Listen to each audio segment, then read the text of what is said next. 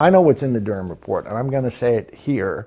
I bribed Hillary Clinton $18 million. I facilitated a bribe for Hillary Clinton on January 14th, 2016, right here in this town. On behalf of the FBI, they came to me around December 1st, 2015. They told me Hillary Clinton had accepted a bribe from Turkey for $20 million. They told me that I would be working for a group in New York, FBI agents, who had authorization to set Hillary Clinton up in a sting. They asked me to facilitate a bribe for her, an $18 million bribe from another government. The bag man from that other government was, I was to befriend, and I was to get that person 10 minutes alone in a room with Hillary Clinton. I did. On January 14th, 2016, Hillary Clinton was in this town, and she met in a way that was kept off her schedule. She accepted an $18 million bribe. But General Barr knows this. This is the Durham. They know this was what is behind it all. And I'll even tell you, I'm going to drop one more thing. I've been waiting to say this publicly, and this is what really happened. I will tell you, if you hear this and you give me 90 seconds, your viewers will understand what's happened in the last 5 years in America. I've been waiting to say this on mainstream TV, and they will not have me back because once they understood what this was about. I had Hillary Clinton, I caused Hillary Clinton, I facilitated a bribe, and she took a second bribe for $18 million. And I worked with the FBI as I did that. They're deeply involved in this. They came to me 3 days later and told me I had to forget about it and forget that it ever happened. And I said, what are you talking about? And they gave me one excuse. They said, Hillary's going to win, and it's been decided upstairs. Nothing's going to be able to stop that now. So she's going to win, and she's going to send her people over to the FBI and ask who was part of investigating Hillary, and any of us who were part of it are going to be destroyed, and that includes you too, Patrick. And so this mission has been scrubbed from the highest level.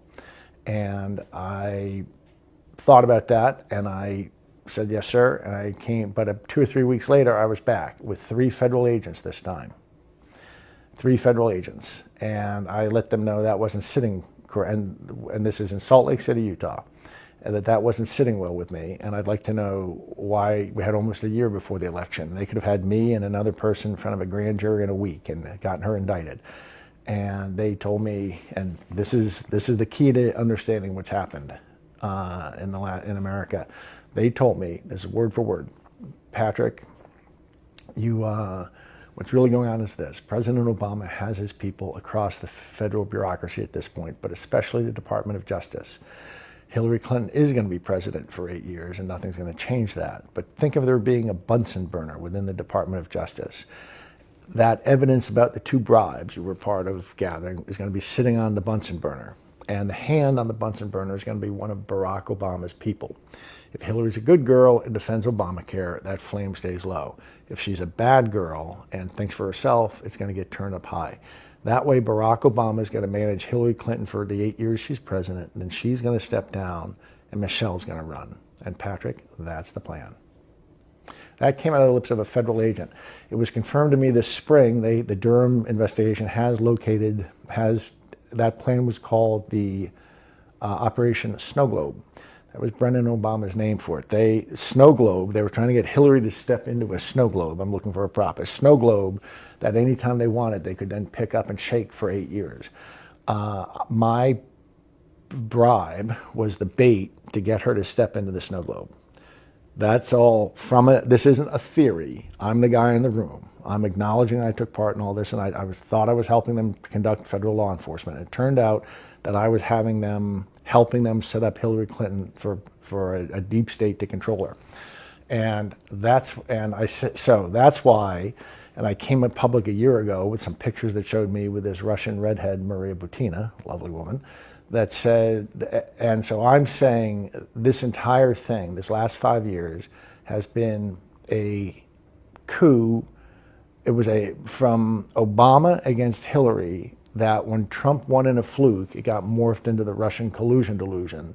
And I say that as the guy they had romancing Maria and bribing Hillary Clinton. So I'm about as involved in this as you can get, and I promise you that's exactly what happened. And what we're seeing here is the last act play out.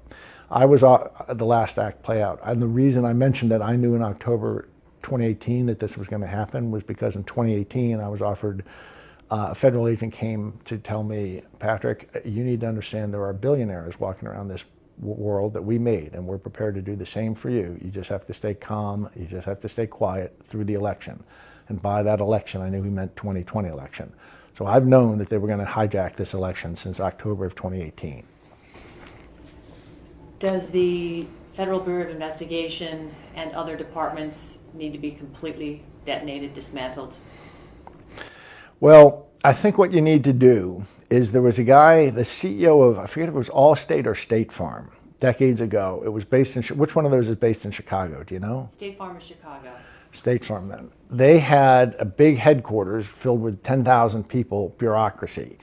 And the CEO bought a cornfield a couple hundred miles away, and he built a building for 500 people, and he started moving people to it, and until he got a new mini headquarters, and then he just shut off the original one.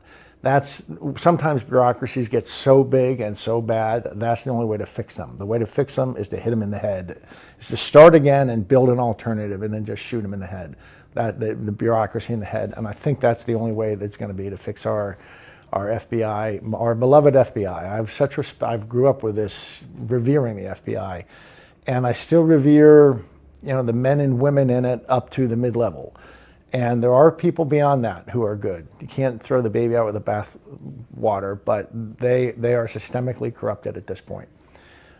So that story I just told you is absolutely the truth. There was a bribe from Turkey, a $20 million bribe in the fall of 2015 to Hilary, and then they had me arrange another bribe for $18 million from a different government, which I'm not disclosing the name of that other government. And that's I think what the start of this coup really is. Do you believe she's going to be held accountable at some point for this? Assuming President Trump is reelected for the next Well, if he is elected again, if he does get through this, and I think that's a high, they were trying to demoralize people and make people think there's no chance of that. I think there's a high it's quite a conceivable outcome to me that he is the president on January 21st. And again, I'm not saying that as a guy who voted for him. I'm saying it as a guy who cares about the country, and I do not want to see it hijacked. If we go down on this, if we go down to this assassin's maze, it's our last free election. I lived in China, 83, 84. I speak Chinese. I've lived in Maoist China. It was right after the Cultural Revolution.